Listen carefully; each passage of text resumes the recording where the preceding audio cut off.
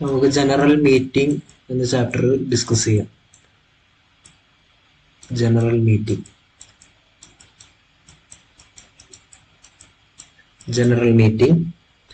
Section ഇന്നലെ നമ്മൾ just discuss ചെയ്തു. ഇപ്പൊ സെക്ഷൻ 96 ഡീൽസ് വിത്ത്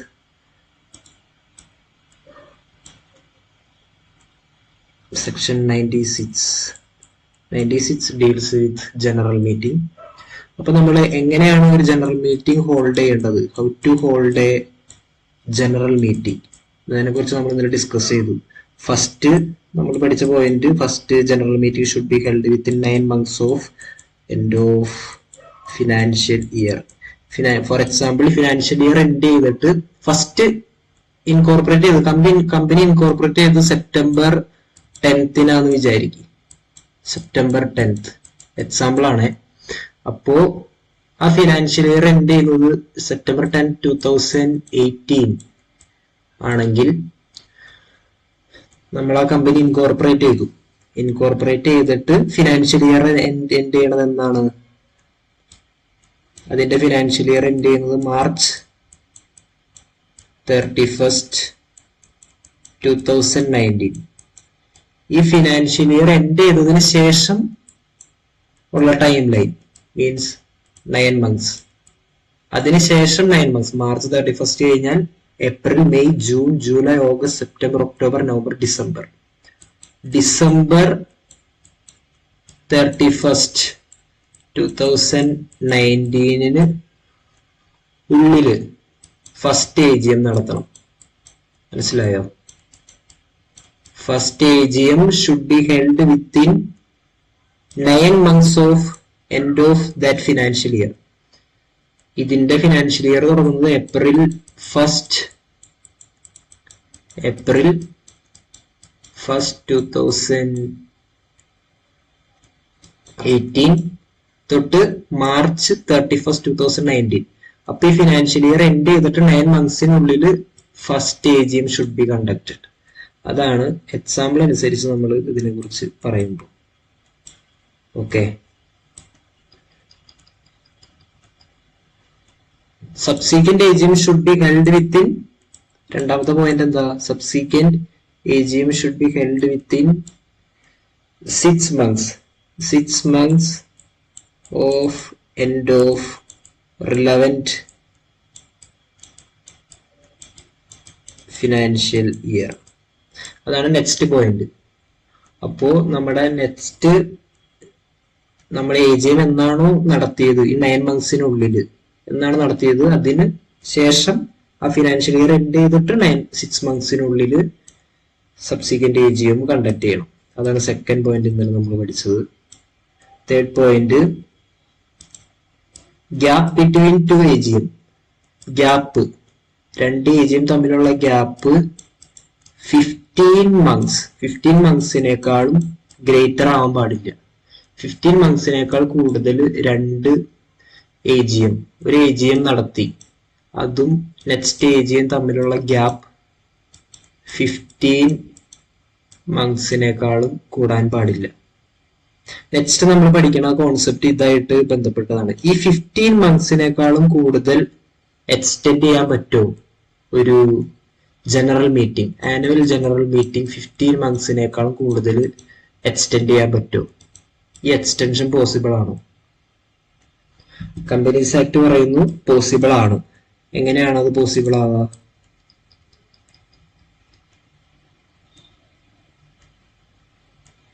വിത്തിൻ മാക്സിമം നമുക്ക് 3 months ഈ 15 monthsനേക്കാൾ എക്സ്റ്റെൻഡ് ചെയ്യാൻ പറ്റും. Okay, that means 15 months plus 3, 18 monthsനുള്ളിൽ AGM നടത്തണം എന്നാണ് ബേസിക് കോൺസെപ്റ്റ്. പക്ഷെ ഇതിൽ 18 monthsന്റെ കാര്യമൊന്നും പറയുന്നില്ല, മനസ്സിലാവാൻ വേണ്ടി പറഞ്ഞതാണ്. 15 monthsനും കൂടുതൽ എക്സ്റ്റെൻഡ് ചെയ്യാൻ പറ്റുമോ ജനറൽ മീറ്റിംഗിന്റെ gap? Yes we can extend conducting AGM for a maximum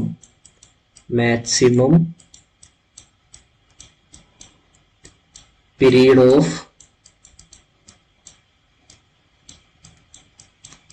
3 months. Maximum period of 3 months extend ചെയ്യാൻ പറ്റും ജനറൽ മീറ്റിംഗിന്റെ period. Extension of validity of period of AGM. Okay, അതൊരു ഇമ്പോർട്ടന്റ് കാര്യമാണ്. ചിലപ്പോൾ എക്സാമിനൊക്കെ ചോദിക്കാൻ ചാൻസ് ഉള്ള ഒരു പാർട്ടാണത്. ഈ 3 മാസത്തിൽ കൂടുതൽ, 3 മാസത്തിനേക്കാളും ഗ്രേറ്റർ എക്സ്റ്റെൻഡ് ചെയ്യാൻ പറ്റുമോ AGMന്റെ ആ ലിമിറ്റ്? 15 months എന്ന് പറയുന്ന ഈ ലിമിറ്റിനേക്കാളും 3 monthsനേക്കാളും കൂടുതൽ എക്സ്റ്റെൻഡ് ചെയ്യാൻ പറ്റുമോ? ഇല്ല. ഈ 3 months എക്സ്റ്റെൻഡ് ചെയ്യാൻ എന്ത് വേണം? നമുക്കൊരു സ്പെഷ്യൽ റീസൺ ഉണ്ടായിരിക്കണം. സ്പെഷ്യൽ റീസൺ ഉണ്ടാവണം. സ്പെഷ്യൽ റീസൺ നമ്മൾ രജിസ്ട്രാറെ അറിയിക്കണം. എന്തുകൊണ്ടാണ് AGM നടത്താൻ ഡിലേ എന്ന്. ഫസ്റ്റ് AGM, സെക്കൻഡ് പോയിന്റ് എന്താ? പിന്നെ ഒരു പോയിന്റ് ഇതിനുള്ളത്, first AGM, first annual general meeting extend ചെയ്യാൻ പറ്റുമോ ഈ 3 months വരെ? ഇല്ല.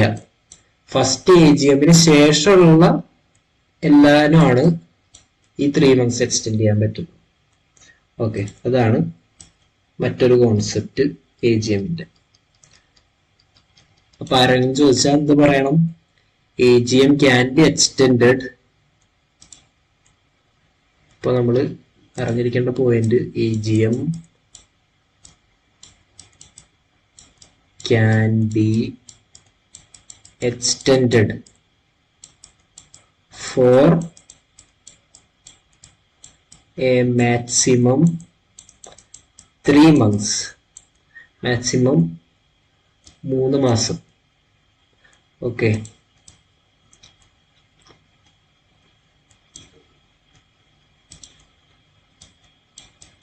maximum 3 months. But രണ്ടാമത്തെ point, first AGM company incorporate ചെയ്തിട്ടുള്ള first AGM cannot be extended. Extend ചെയ്യാൻ പറ്റില്ല. പിന്നെ ഈ AGM എക്സ്റ്റെൻഡ് ചെയ്യണമെന്നുണ്ടെങ്കിൽ special reason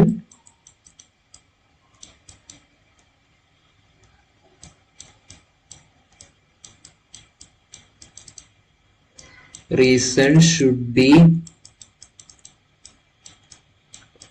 filed with registrar. രജിസ്ട്രാറിന് റീസൺ ഫയൽ ചെയ്തിരിക്കണം. ഓക്കെ, എന്തുകൊണ്ടാണ് മീറ്റിംഗ് എക്സ്റ്റെൻഡ് ആവാനുള്ള റീസൺ?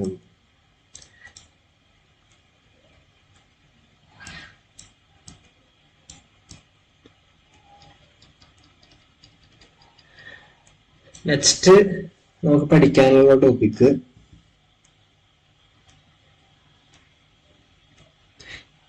ഒരു ജനറൽ മീറ്റിംഗില് എന്തെല്ലാം type of business, which are the type of business, type of business, എന്തെല്ലാം ട്രാൻസാക്ഷൻസ് ആണ് ഒരു AGM-ൽ ഉണ്ടാവുക? 2 ടൈപ്പ് ട്രാൻസാക്ഷൻസ് ഉണ്ടാവും. ഒന്ന് ഓർഡിനറി ബിസിനസ്,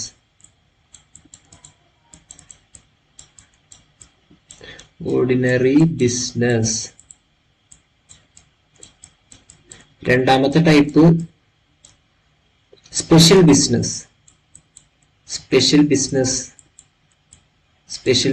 2 ടൈപ്പ് ട്രാൻസാക്ഷൻസ് ആണ് ഒരു AGM-ൽ നടക്കുക. ഒന്നെന്താ ഓർഡിനറി ബിസിനസ്സും, 2 സ്പെഷ്യൽ ബിസിനസ്സും.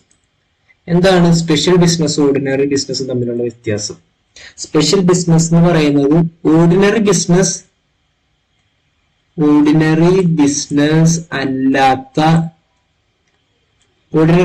അല്ലാത്ത എല്ലാം സ്പെഷ്യൽ ബിസിനസ് ആണ്. മനസ്സിലായോ? ഓർഡിനറി ബിസിനസ് അല്ലാത്ത എല്ലാം സ്പെഷ്യൽ ബിസിനസ് ആണ്. അപ്പൊ എന്തൊക്കെയാണ് ഓർഡിനറി ബിസിനസ് എന്ന് നമുക്ക് പഠിക്കാം. Rest of all are special business. Okay, first thing എന്താണ്? ഒന്നാമത്തെ കാര്യം കൺസിഡറേഷൻ ഓഫ് ഫിനാൻഷ്യൽ സ്റ്റേറ്റ്മെന്റ്സും ബോർഡ് റിപ്പോർട്ടും നമ്മൾ ബോർഡ് മീറ്റിംഗിൽ കൺസിഡർ ചെയ്യും. അതെല്ലാം ഓർഡിനറി ബിസിനസ് ആണ്. രണ്ടാമത്തെ കാര്യം എന്താ? Declaration of dividend.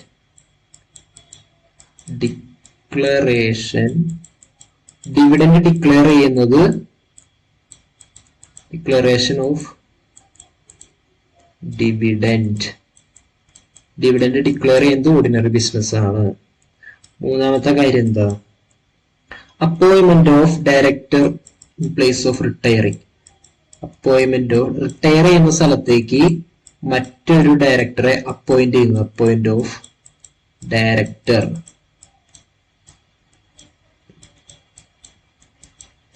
Director appoint ചെയ്യുന്നതും ഓർഡിനറി ബിസിനസ് ആണ്. നാലാമത്തെ കാര്യം എന്താ? Appointment and fixing remuneration to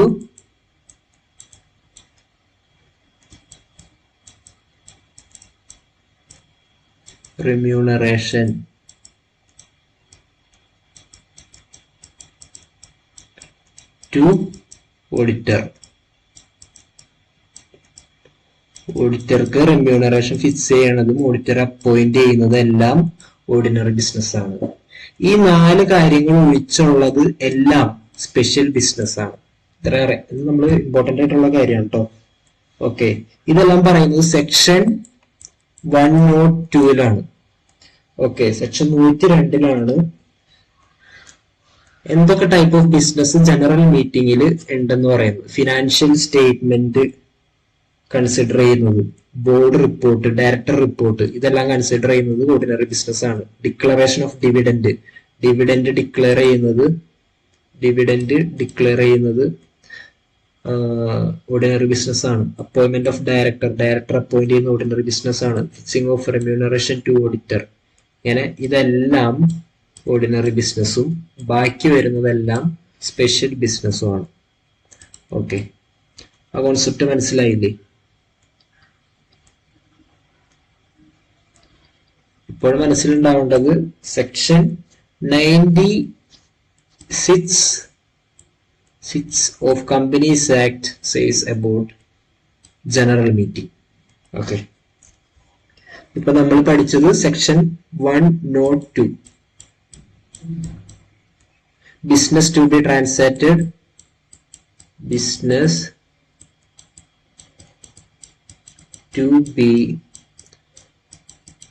transacted at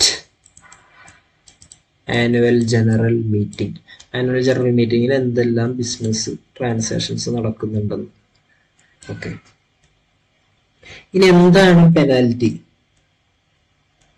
annual general meeting നടത്തുന്നതിൽ, AGM നടത്തുന്നതിൽ ഡിഫോൾട്ട് ഉണ്ടായി, എന്തെങ്കിലും തരത്തിലുള്ളൊരു ഡിഫോൾട്ട് ഉണ്ടായി കഴിഞ്ഞാൽ എന്താണ് പെനാൽറ്റി? പെനാൽറ്റി വരുന്നത്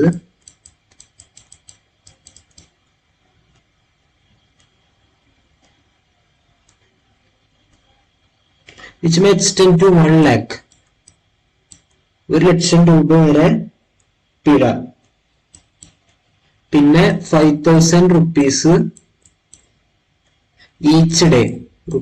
each day continuing default. ഇത് 1 ആണ്. 1 lakh each day continuing default. ഇതറിഞ്ഞിരിക്കുന്നത് വളരെ ഇമ്പോർട്ടൻ്റ് ആണ് കേട്ടോ. AGM കണ്ടക്ട് ചെയ്യുന്നതിൽ എന്തെങ്കിലും ഡിഫോൾട്ട് ഉണ്ടായി കഴിഞ്ഞാൽ 1 lakh rupees ഫൈൻ ഉണ്ട്. പിന്നെ 5,000 rupees further fine for each day continuing the default. ഇത് പറയുന്നത് section 96 9 of Companies Act says about penalty for default in conducting AGM.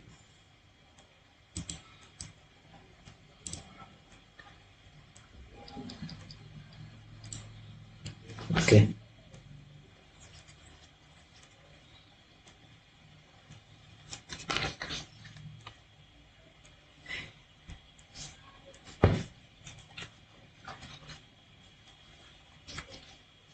ഇനി എന്തെല്ലാം ടൈപ്പ് റെസൊല്യൂഷൻസ് ആണ് കമ്പനീസ് ആക്ടിൽ പറയുന്നത് നോക്കാം. Section 114 deals with resolution. എന്താണ് റെസൊല്യൂഷൻ? കമ്പനീസ് എടുക്കുന്ന തീരുമാനങ്ങളെയാണ് ഈ റെസൊല്യൂഷൻസ് എന്ന് പറയുന്നത്. ഓക്കെ, അപ്പൊ ആ റെസൊല്യൂഷൻസ് എന്തെല്ലാം ടൈപ്പ് ഉണ്ട്? 3 ടൈപ്പ് റെസൊല്യൂഷൻ ഉണ്ട്. ഒന്നാമത്തെ ടൈപ്പ് ഓർഡിനറി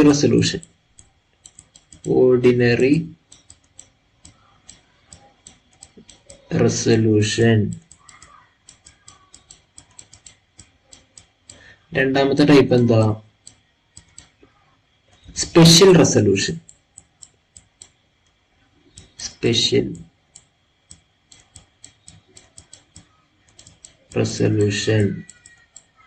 പിന്നീട് മൂന്നാമത്തെ type resolution requiring special notice.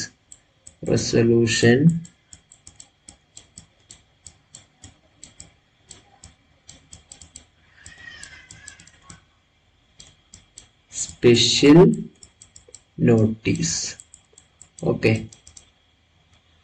ഇങ്ങനത്തെ 3 ടൈപ്പ് റെസൊല്യൂഷൻ ആണ് കമ്പനീസ് ആയിട്ടുള്ളത്. ഓർഡിനറി റെസൊല്യൂഷൻ എന്താ? സിംപിളി പറയുകയാണെങ്കിൽ കാസ്റ്റിംഗ് വോട്ട് എന്ന് വെച്ചാൽ ഫേവർ ആയിട്ടുള്ള vote. Casting vote is greater than vote cast against. Simply layman ലാംഗ്വേജിൽ പറഞ്ഞ 15% മുകളിൽ ഫേവർ ആണെങ്കിൽ അത് ഓർഡിനറി റെസൊല്യൂഷനായി പാസ് ചെയ്യാം.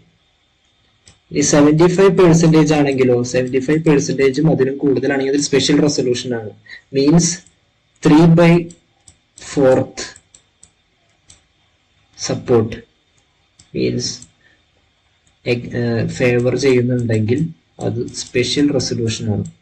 സ്പെഷ്യൽ റെസൊല്യൂഷൻ നമ്മൾ പാസ് ചെയ്യുമ്പോൾ എപ്പോഴും ഫയൽ ചെയ്യുന്ന ഫോം ഓർത്ത് വെച്ചേക്കാം MGT 14 ആണ്.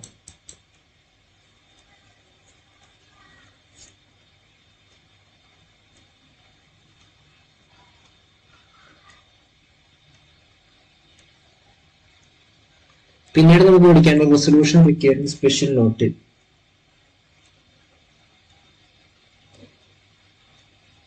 അറ്റ്ലീസ്റ്റ് ഇതിന്റെ പ്രത്യേകത അറ്റ്ലീസ്റ്റ് 7 days മുമ്പ് റെസൊല്യൂഷനും നോട്ടീസും മെമ്പേഴ്സിന് കൊടുത്തിരിക്കണം. ഓക്കെ, ഇതാണ് റെസൊല്യൂഷൻസിനെ കുറിച്ച് പഠിക്കാനുള്ളത്. 3 ടൈപ്പ് റെസൊല്യൂഷൻ ഉണ്ട്.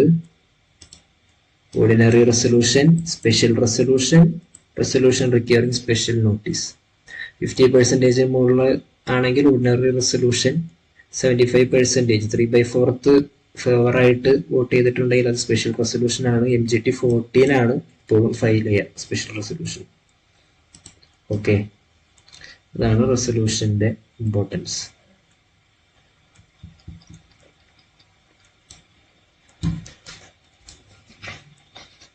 നെക്സ്റ്റ് നമുക്ക് നോട്ടീസ് ഓഫ് മീറ്റിംഗ്. വളരെ ഇമ്പോർട്ടന്റ് ആണ് ഒരു മീറ്റിംഗിന്റെ നോട്ടീസ് ഓഫ് മീറ്റിംഗ്. ഈ സെക്ഷൻ എപ്പോഴും പഠിച്ചു വെക്കുക, വളരെ ഇമ്പോർട്ടന്റ് ആണ്. എക്സാംസിനൊക്കെ ഹൈ ചാൻസ് ഉള്ള ഒരു പാർട്ടാണ്. Notice of meeting section 101 deals with notice of meeting. Notice of മീറ്റിംഗിൽ നമുക്ക് എന്താ? ജനറൽ മീറ്റിംഗ് എങ്ങനെ കണ്ടക്ട് ചെയ്യുക? 21 ക്ലിയർ ഡേയ്സ് ഉള്ള, ഇമ്പോർട്ടന്റ് ആണ്, 21 ക്ലിയർ ഡേയ്സ് ഉള്ള ഒരു നോട്ടീസ് മെമ്പേഴ്സിന് കൊടുക്കുമ്പോഴാണ് ഒരു AGM കണ്ടക്ട് ചെയ്യാനുള്ള first step annual general meeting to be held. 21 days മുമ്പെങ്കിലും നോട്ടീസ് മെമ്പേഴ്സിന് കൊടുത്തിരിക്കണം company annual general meeting held ചെയ്യണത് ഉണ്ടെങ്കിൽ. ഈ 21 ക്ലിയർ ഡേയ്സ് 21 ദിവസം മുൻപെങ്കിലും നോട്ടീസ് AGM കൊടുത്തിരിക്കണം. ഇത് പക്ഷേ ഇതിനൊരു എക്സംഷൻ ഉണ്ട്, അതാണ് എക്സാമിന് എപ്പോഴും ഇമ്പോർട്ടൻസ് ഉള്ളത് കേട്ടോ. സെക്ഷൻ 8 കമ്പനീസ്, സെക്ഷൻ 8 കമ്പനീസ് ആണെന്നുണ്ടെങ്കിൽ ഈ 14 days എന്ന് പറയുന്ന ടൈം പീരീഡ് 21 days എന്ന് പറയുന്ന ടൈം പീരീഡ് 14 days ആയിട്ട് മാറും. 14 ക്ലിയർ ഡേയ്സ്. അപ്പൊ നമുക്കൊരു ഡൗട്ട് ഉണ്ടാവും, എന്താണ് ഈ 21 clear days?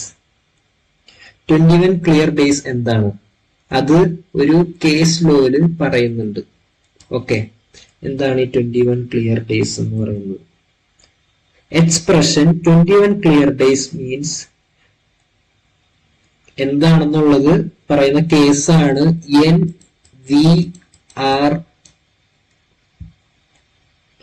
NVR Nagappa Chettiar case.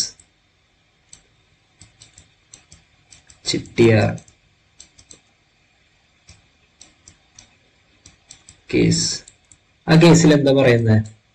ഈ 21 ക്ലിയർ ഡേയ്സ് എന്ന് പറയുന്നത് എന്താ? ഈ ക്ലിയർ ഡേയ്സിന് വളരെ ഇമ്പോർട്ടൻസ് ഉണ്ട്. ഓക്കെ, ക്ലിയർ ഡേയ്സ് എന്ന് പറഞ്ഞാൽ എന്താണ്? ഡേറ്റ് ഓഫ് മീറ്റിംഗിന്റെ ഡേറ്റ്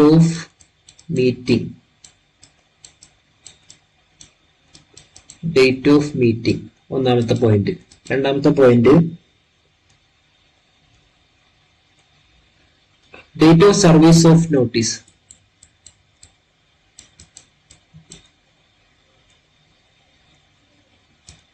ഡേറ്റ് ഓഫ്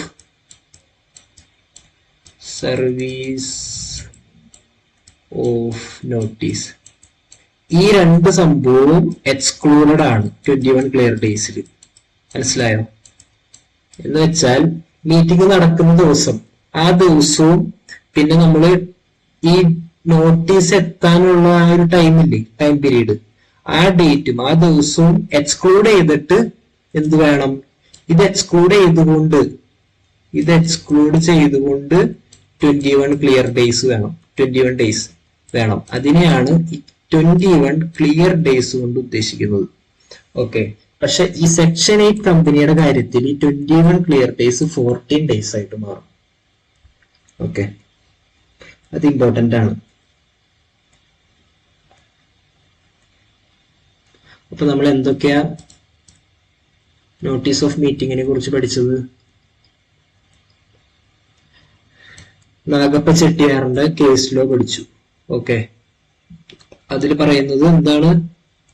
ഒരു AGM നടത്തണമെന്നുണ്ടെങ്കിൽ 21 ദിവസത്തെ, അത് കമ്പനികളിൽ പറയുന്നതാണ് കേട്ടോ, 21 ദിവസം ഗ്യാപ്പ് ഉണ്ടാവണം. 21 ഡേയ്സിന് മുമ്പെങ്കിലും ഈ മീറ്റിംഗ് നടത്താൻ പോവാണ്, മീറ്റിംഗ് കണ്ടക്ട് ചെയ്യാൻ പോവാണ് എന്നുള്ള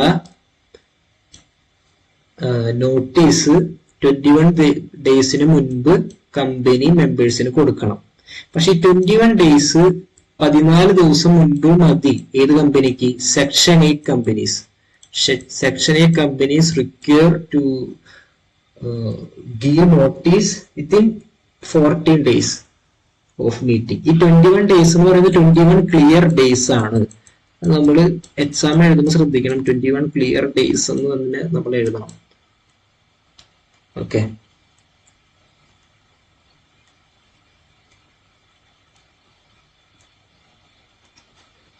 ഇപ്പൊ നോട്ടീസ് നമ്മൾ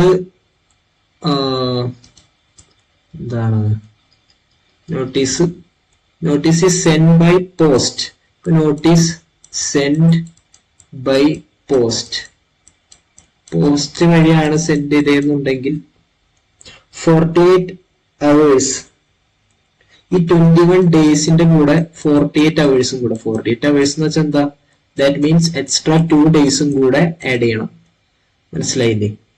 അപ്പോ ടെക്നിക്കലി വരുമ്പോ 23 ഡേയ്സ് കിട്ടും. AGM-ന്റെ ഡേറ്റ്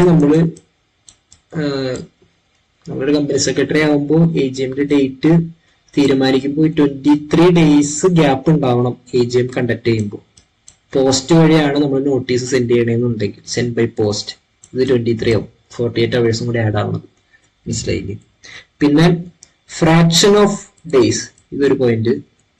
പിന്നെ ഫ്രാക്ഷൻ ഓഫ് ഡേയ്സ് എന്ന് പറയുന്നത് ഇപ്പോൾ ഹാഫ് ഡേ ഒക്കെ ഉണ്ടെങ്കിൽ it will be treated as 1 day എന്ന് വെച്ചാൽ ഒരു 1/2 ദിവസവും അങ്ങനെ വല്ല എന്തെങ്കിലും ഇതുണ്ടെങ്കിൽ അത് കൺവേർട്ടഡ് ടു 1 ഡേ, ഒരു ഡേയുടെ കണക്കാക്കണം എന്നാണ് കമ്പനി ആക്ടിൽ പറയുന്നത്. ഓക്കെ, ഇനി നമുക്ക് അടുത്തത് പഠിക്കാനുള്ളത് ഈ ഷോർട്ടർ നോട്ടീസിന്റെ കാര്യത്തിൽ. ഷോർട്ടർ നോട്ടീസ് എന്ന് പറഞ്ഞൊരു കോൺസെപ്റ്റും കൂടി ഉണ്ട്. ഇപ്പോ ഈ 21 ക്ലിയർ ഡേയ്സ് ചില സമയത്ത് കമ്പനിക്ക് സാറ്റിസ്ഫൈ ചെയ്യാൻ പറ്റില്ല. അപ്പൊ ഈ 21 എന്ന് പറയുന്നത് നമുക്കൊരു 21 ഡേയ്സിന്റെ ആ നോട്ടീസ് കൊടുക്കുന്നുണ്ടല്ലോ, അത് നമുക്കൊരു കുറച്ച് ദിവസം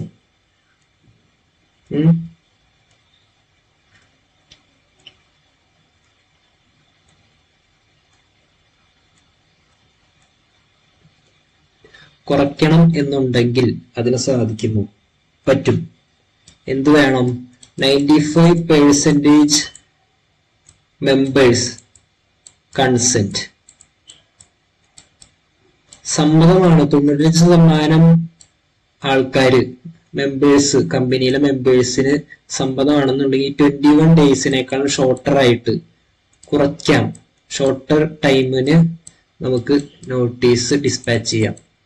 എന്നിട്ട് നമുക്ക് മീറ്റിംഗ് കണ്ടക്ട് ചെയ്യാം. മീറ്റിങ്ങിന് അധികം ദിവസം ഇല്ല എന്നുണ്ടെങ്കിൽ ഷോർട്ടർ നോട്ടീസ് 95% ആൾക്കാർ ഇത് സമ്മതിച്ചു എന്നുള്ള ഒരു റെസൊല്യൂഷൻ ഉണ്ടെന്നുണ്ടെങ്കിൽ നമുക്ക് ഇത് നടത്താം, മീറ്റിംഗ് നടത്താം നോട്ടീസ് കൊടുത്തിട്ട്.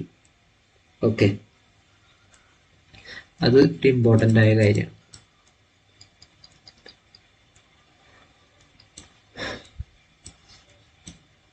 അപ്പൊ നമ്മൾ ഷോർട്ടർ നോട്ടീസിനെ കുറിച്ചും പഠിച്ചു.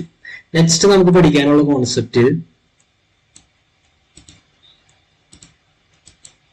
Board meeting. ബോർഡ് മീറ്റിംഗും ജനറൽ മീറ്റിംഗും സെയിം ഡേ കണ്ടക്ട് ചെയ്യാൻ പറ്റുമോ? കണ്ടക്ട് ചെയ്യാൻ പറ്റുമോ? എന്താ നിങ്ങളുടെ അഭിപ്രായം? പറ്റും. എപ്പോഴാണെങ്കിൽ 100% consent of members. 100% consent of members. മെമ്പേഴ്സിന്റെ കൺസെന്റ് 100% എല്ലാവരും സമ്മതിച്ചിട്ടുണ്ടെന്നുണ്ടെങ്കിൽ ബോർഡ് മീറ്റിംഗും ജനറൽ മീറ്റിംഗും സെയിം ഡേ കണ്ടക്ട് ചെയ്യാം. ഓക്കെ, അതാണ് മറ്റൊരു കോൺസെപ്റ്റ്. ഷോർട്ടർ നോട്ടീസ് എപ്പോഴാണ് കൊടുക്കുന്നത്? 95% കൺസെന്റ് ഓഫ് മെമ്പേഴ്സ്. മെമ്പേഴ്സിന്റെ 95% കൺസെന്റ് ഉണ്ടെങ്കിൽ. നോട്ടീസ് പോസ്റ്റ് വഴിയാണ് കൊടുക്കുന്നത് എന്നുണ്ടെങ്കിൽ notice by post technically 21 days plus 48 hours എന്ന് പറയുന്നത് 2 ദിവസം കൂടെ extra, that is 23 days gap ഉണ്ടാവണം നോട്ടീസിന്. Okay, notice send by post ആണെങ്കിൽ. പിന്നെ 21 ഡേയ്സ് അല്ലാത്തൊരു കമ്പനി ഉണ്ട്. അതേത് കമ്പനിയാ? Section 8 company. സെക്ഷൻ 8 കമ്പനിക്ക് 14 ഡേയ്സ് പ്രയർ നോട്ടീസ് കൊടുത്താൽ മതി. ഓക്കെ, ഇത്രയും കാര്യങ്ങളാണ് നോട്ടീസ് ഓഫ് മീറ്റിംഗിൽ ലെങ്ത് ഓഫ് മീറ്റിംഗിന്റെ കാര്യത്തിൽ പഠിച്ചിരിക്കേണ്ടത്. ഇനി നമുക്ക് സെക്ഷൻ 101 സബ്സെക്ഷൻ 3 ഒരു ഇമ്പോർട്ടന്റ് കാര്യം പഠിക്കാനുണ്ട്. Section 101 subsection 3. സബ്സെക്ഷൻ 3 നമ്മൾ എന്താ പഠിക്കാനുള്ള? ആർക്കെല്ലാമാണ് നോട്ടീസ് കൊടുക്കേണ്ടത്? നോട്ടീസ് നമ്മൾ ആർക്കൊക്കെ കൊടുക്കണം? Members of the company. ഒന്നാമത്തെ ആൾക്കാര് members. Members or legal representatives. Okay, രണ്ടാമത് നമ്മൾ നോട്ടീസ് ആർക്കൊക്കെ കൊടുക്കണം? ഓഡിറ്റർ. ഓഡിറ്റർക്ക് നമ്മൾ ഈ നോട്ടീസ് കൊടുക്കണം. മൂന്നാമത് ഒരാൾക്കും കൂടി കൊടുക്കണം, directors. Every directors of the company, കമ്പനിയുടെ എല്ലാ ഡയറക്ടേഴ്സിനും നോട്ടീസ് കൊടുക്കണം.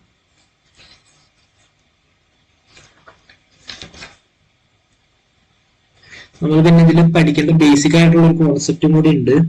പ്രിഫറൻസ് ഷെയർ ഹോൾഡേഴ്സിന് കൊടുക്കണോ നോട്ടീസ്? പ്രിഫറൻസ് ഷെയർ ഹോൾഡേഴ്സിന് there is a statutory obligation to send notice to preference shareholders. ഒരു സ്റ്റാറ്റ്യൂട്ടറി ഒബ്ലിഗേഷൻ ഉണ്ട്, പ്രിഫറൻസ് ഷെയർ ഹോൾഡേഴ്സ് മെമ്പേഴ്സ് ആയതുകൊണ്ട് അവർക്കും നോട്ടീസ് കൊടുക്കണം.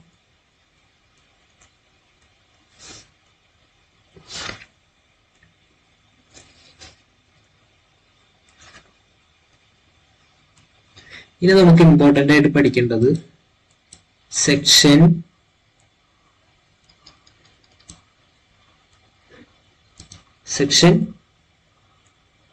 103. സെക്ഷൻ 103 ഓഫ് കമ്പനീസ് ആക്ടിൽ എന്താ പറയുന്നത്? Quorum four meeting. കോറം എന്ന് വെച്ചാൽ എന്താ? എത്ര ആൾക്കാർ വേണം ഒരു കമ്പനിക്ക് മീറ്റിംഗ് കണ്ടക്ട് ചെയ്യണമെങ്കിൽ എന്ന് വെച്ച് കഴിഞ്ഞാൽ, ഇപ്പൊ നമ്മളൊരു മീറ്റിംഗ് നടത്തുക, അപ്പൊ അതിന് അത്യാവശ്യം ആൾക്കാരുണ്ടെങ്കിൽ ചിലപ്പോ ഒന്ന് ബേസിക്കലി നമ്മുടെ കോൺസെപ്റ്റ് വെച്ച് നടക്കില്ലല്ലോ. അപ്പൊ കോറത്തിനെ കുറിച്ച് പറയുന്നത് എന്താണ്? പബ്ലിക് കമ്പനിയുടെ കാര്യത്തിൽ എങ്ങനെയാന്ന് നോക്കാം നമുക്ക് ആദ്യം. പബ്ലിക് കമ്പനിക്ക് 1000 മെമ്പേഴ്സ് ഉള്ള ഒരു കമ്പനിയാന്ന് വിചാരിക്കും. നോട്ട് ഗ്രേറ്റർ ദാൻ 1000 കേട്ടോ. 1000 മെമ്പേഴ്സ് ഉള്ളൂ എന്നുണ്ടെങ്കിൽ 5 മെമ്പേഴ്സ് എങ്കിലും ഉണ്ടാവണം മീറ്റിംഗ് കണ്ടക്ട് ചെയ്യണമെങ്കിൽ. അതാണ് ഒന്നാമത്തെ കാര്യം. രണ്ടാമത്തെ കാര്യം, അപ് ടു 5000 മെമ്പേഴ്സ് വരെയുള്ള ഒരു കമ്പനി ആണെന്നുണ്ടെങ്കിൽ എത്ര പേര് വേണം? 15 മെമ്പേഴ്സ് പേഴ്സണൽ പ്രസന്റ് ആയിരിക്കണം. മൂന്നാമത്തത്, ഇപ്പോ ഗ്രേറ്റർ ദാൻ 5000, 5000 കൂടുതൽ മെമ്പേഴ്സ് ഉള്ള ഒരു കമ്പനി ആണെങ്കിൽ കോറം എന്ന് പറയുന്നത് എന്താണ്? 30 മെമ്പേഴ്സ് എങ്കിലും മീറ്റിംഗിൽ പങ്കെടുത്തിരിക്കണം. അങ്ങനെയാണെങ്കിൽ അതാണ് ഒരു വാലിഡ് മീറ്റിംഗ് ആവുള്ളൂ. ഇത് പബ്ലിക് കമ്പനിയുടെ കാര്യത്തിൽ. ഇനി പ്രൈവറ്റ് കമ്പനിയുടെ കാര്യത്തിൽ എങ്ങനെയാ? പ്രൈവറ്റ് കമ്പനിയുടെ കാര്യത്തിൽ കോറം എന്ന് പറയുന്നത് 2 ആണ്.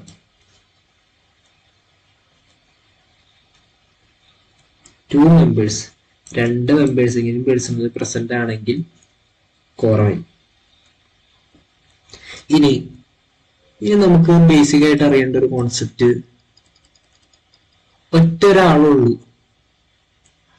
ആള് മാത്രമായിട്ട് മീറ്റിംഗ് നടത്താൻ പറ്റുമോ? കമ്പനീസ് ആയിട്ട് പറയുന്നു പറ്റും. അത് ശരിക്കും ഒരു നോട്ടിഫിക്കേഷനിലാണ് ഉണ്ടാവുന്നത്. അതിനെ പറയുന്നത് എന്താ? വൺ മാൻ മീറ്റിംഗ് എന്നാണ് പറയുന്നത്. Okay, one man meeting.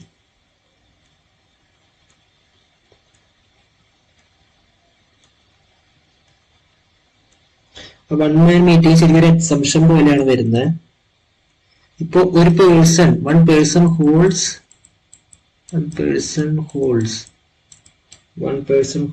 all shares of a class, all shares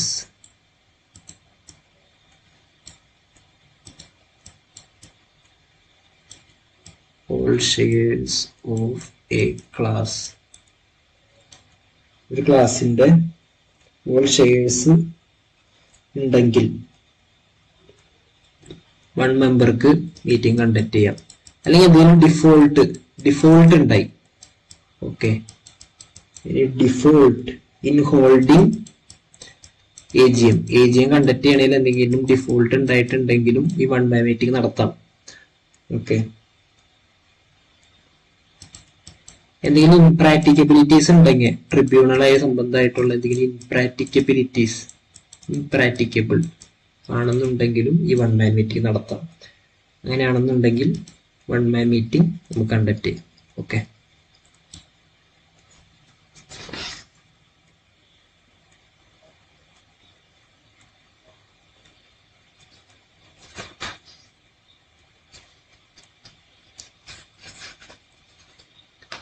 ഇത്രയാണ് കോറം ഓഫ് മീറ്റിങ്ങിനെ കുറിച്ച് പറയാനുള്ളത്.